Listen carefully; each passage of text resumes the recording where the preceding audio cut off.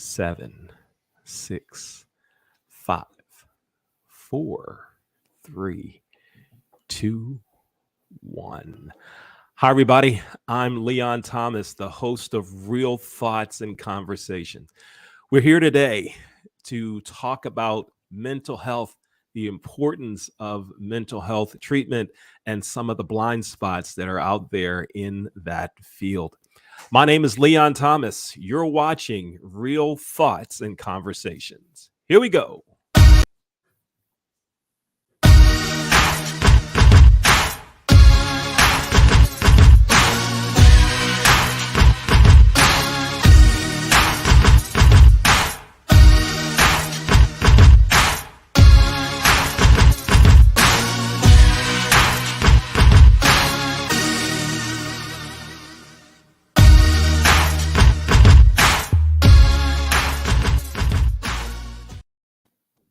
Welcome again to another episode of Real Thoughts and Conversations. My name is Leon Thomas.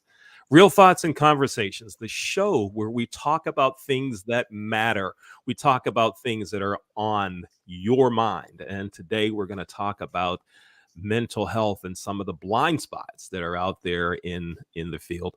Our guests today are Stephanie Coradin and Cole Brennan. Let's bring them on for a quick hello.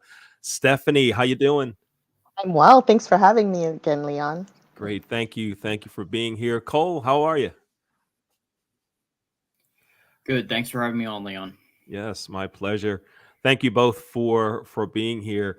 And so I want to bring our viewers up to speed on how we got to the idea of having this show. We've done several other shows about mental health and particularly as it related to athletes. And we've had a number of guests on talking about that. And Cole Brennan is a student at Robert Morris University. I mentor many students from Robert Morris. I attend many events that the university holds, particularly in the sport management program. And Cole's one of the students that I met there, and he wanted to talk some about mental health. Stephanie has been a guest on at least one other show, and she's very well versed in the idea of mental health and works some in that field, and is definitely a mental health advocate. And so we thought it would be great to bring everyone together. So Cole, let's first start with you. You mentioned that there are some things that are going on that a lot of folks don't know about. So why don't you go ahead and just take a 45 seconds or a minute to mention just a few of those things, and then Stephanie will come to you for some reactions and things that the Cole said, and also to let us hear your thoughts on some things that are missing in the field as well. Go ahead, Cole. America, we have a problem. Anxiety disorders affect 40 million United States of America adults, 18 and older, according to the Anxiety and Depression Association of America. 21 million people have depression. It's from Mental Health America. We have a mental health system that's being overwhelmed. There's a lot of patients needing care. And I commend those patients for going out and seeking out treatment and help. We have to find a way to get this stuff under control. This is a very, very big issue right now in our country. And if you want my opinion, it's getting a lot worse. So we need policies, we need new forms of treatment, and we need people to get their act together. That starts with the people in Washington, the Biden administration, our representatives, and our senators.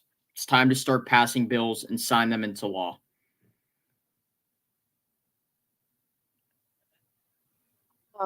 I agree with you. There is a huge issue. There's always been a huge issue with anxiety, depression, and all kinds of mental health disorders. The one good thing that I can say that COVID brought for us is awareness. There's more awareness around it. More people are talking about it. More people are seeking help. But yes, we definitely need help in that aspect of life. We definitely need more policies, more of our government involvement, but also we just need to continue to spread the word, bring more awareness, have people not suffer alone or in hiding or be embarrassed to come forward with what is happening to them or what they're going through. We need to start talking about mental wellness in schools, in universities, in corporations. It just needs to be something that is spoken about everywhere to everybody so that people know that it's okay to come forward and seek help. It's interesting. I know some folks that um, are seeing mental health practitioners, and they talk about some of the struggles in that, in terms of getting that initial appointment. Even some have talked about being on a waiting list. And then the other thing, on folks that are in careers, that there are some companies that won't allow time off, that they don't consider an appointment with a mental health practitioner, mental health professional, to the same level as they do a a medical doctor, right? And when I hear those things, I'm like, man, how? What are you kidding me? Cole, you have some thoughts on that. Why don't you go ahead and tell us some of those thoughts, and then well, Stephanie, let's start with you first on that one. Why is how does that happen, that employers just aren't seeing the talking the game of the importance of it, but just not doing it? How does that happen? What needs to be done? And then Cole will come to you on it. Go ahead, Stephanie. So the first thing I'll say about that is that we are a bit still old school to where mental health wasn't spoken about. Mental health was you need to toughen up and get out of that depression. It's not a real disease. People still are slowly, hopefully, coming out of it, but there's still some of that, and that is a big thing in corporations still to where if if it's an invisible disease, then it must not be true. It must not be happening. People just want to take advantage. And to meet with Cole again, I think in that aspect, we really do need some policies and some government reinforcement in that sense to where people can like not have the choice, corporations and schools for that matter, not have the choice to make a difference between somebody's mental health and physical health. Health is health and all of it matters. Yeah, I totally agree. We need policies now. There are policies sitting on Speaker Pelosi's desk, policies on Majority Leader Schumer's desk, and they're not being passed. It's just we're just going to keep them, and they're just going to sit on their desk, and we're going to wait. Now they need to be passed. They need to be brought up to the floor, voted through, and sent to President Biden's desk for signature to be signed into law. Why don't we have a mental health counselor at every school? So we care about physical health, but mental health just it's what is it? It's not important. That's ridiculous in my opinion. They need to have it needs to be signed into law that you must have a mental health counselor at every school, K through 12. Um, it really is sickening to see what's going on. It's people have turned an eye to this, and it's just like we're not going to address it. It needs to start being addressed now, or we are going to see more and more deaths from this. It's a very sad thing to say, but these are human lives. They are precious, and we need to take care of them. So let's now decide to finally take immediate action.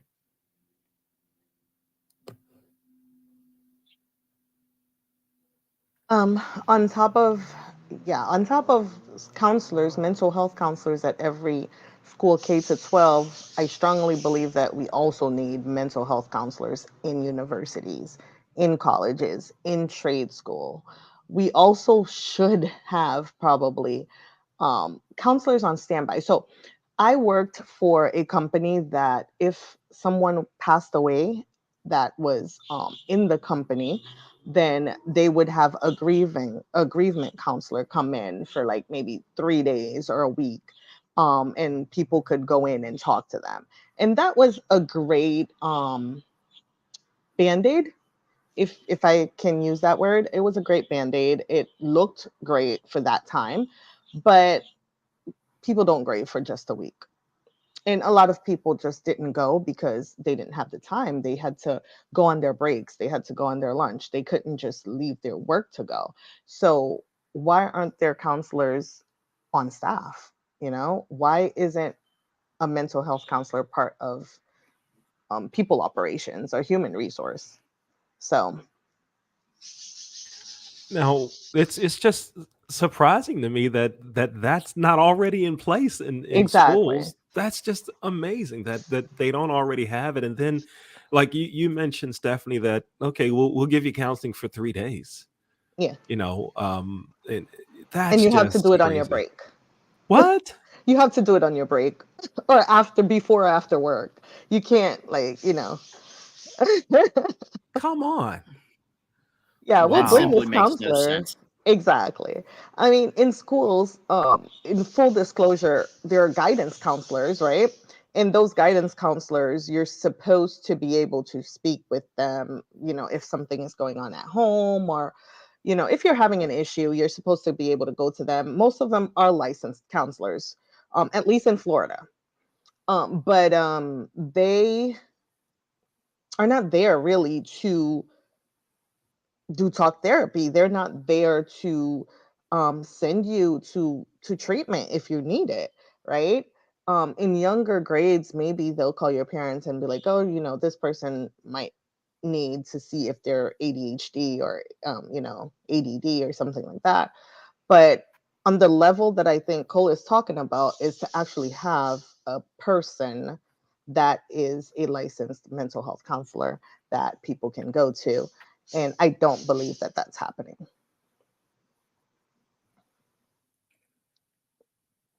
That is something. And Cole, before the show, you were telling me about the increased number of suicides among college students. And Stephanie, to your point, and Cole's to yours as well, both of you said that we need to have these counselors, these mental health professionals on college campuses. And Cole, when you were telling me about the numbers of suicides on college campuses, you also mentioned something that happened at a university in Virginia. Go ahead and give us some information about that. Mental health on college universities is a total and complete disaster, and it's sickening to me. Colleges like JMU, after they lose someone to suicide, decides to give students a pizza party. Whoever decided to do that, you should be fired from your job and you should resign because you are an embarrassment. And I'm going to say that bluntly, and I don't care. What you need to do is you need to bring in counselors. You need to have an open forum where students can go and discuss issues, how to make it better. We're the students. We're the ones. We're the ones who really struggle with this on college universities. Every college needs to have a therapist, counselor, psychologist, and someone who can do talk therapy. A lot of colleges decide to, they have groups, and they decide. The school I'm at, Robert Morris University, their mental health group, they, in order for them to, advocate, we just give everyone food. That's not advocating. That's not helping people at all. That needs to stop right now, because what you're seeing is people who are trying to cover up this issue. Stop covering up the issue and start addressing it. We need fighters. We really do. We need people who are going to go out there and try and demand change. I demand change. Rest of the students demand change, and we're getting sick and tired of this. Get your act together, professionals. Mm. Stephanie, you Apologies. mentioned that this whole idea of tough it out, right? That the generation ago or two generations ago, that the whole conversation about mental health just didn't take place, right? And it was taboo, and no one mentioned it. You didn't talk about it. It was hidden. Um, and now, it's starting to come to forefront, but you still have leadership uh, Exactly. that were raised under the tough it out. There's nothing wrong with you. How do we get to the point that we can get to that goal that you and Cole are talking about, that we need to have more open conversation, and have it everywhere, and have the therapy, the counselors, the psychologists that everyone needs? What's it going to take to get us there? So several things, really. One of the things is what we're doing now, talking about it, going everywhere and demanding, as Cole said, that it's out in the open. There's more awareness. People are getting the help that they need by just throwing it out there in their face. Like, it's unacceptable, as Cole said, and I've never heard of that. But wow, I'm in shock that somebody commits suicide and then we have a pizza party to make everybody feel better. That's outrageous, for lack of a better word. But talking about it, calling people out, having them understand that this is a real thing. The other aspect of that is those in corporations that do understand that it's a real thing and they are in a leadership role and can make decisions should enlist coaches and even counseling for those other leaders who aren't there yet. They should enlist executive coaching. They should enlist counseling, just so that they can bring those people into that awareness, even if not for them, but for them to have that empathy for their team members. Um, I believe that even if you come from that old school and you believe that you can get through it or you did get through it, you can have empathy for the people coming after you. You can understand that they are not you and they didn't go through what you've been through.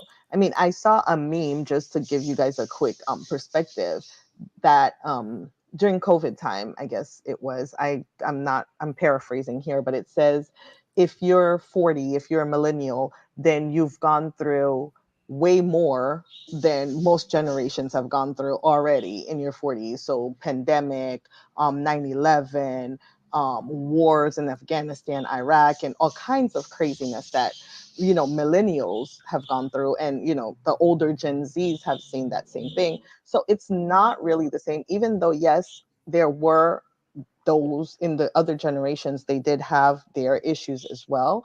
But the way that we, I guess, went through our issues or are going through those issues is completely different. And empathy will go a long way to understanding that maybe the next person cannot handle it the way you were able to handle it. And even then, going a little bit further, maybe you didn't handle it at all. Maybe you just stuffed it down all the way down and you're living with trauma and you don't want to pass that to the next generation. Hmm. Hmm. Cole, early on, you mentioned some things that you thought are needed. What else is needed? Stephanie's talking about the importance of continuing the conversation as we are here, the importance of being empathetic, and trying to understand.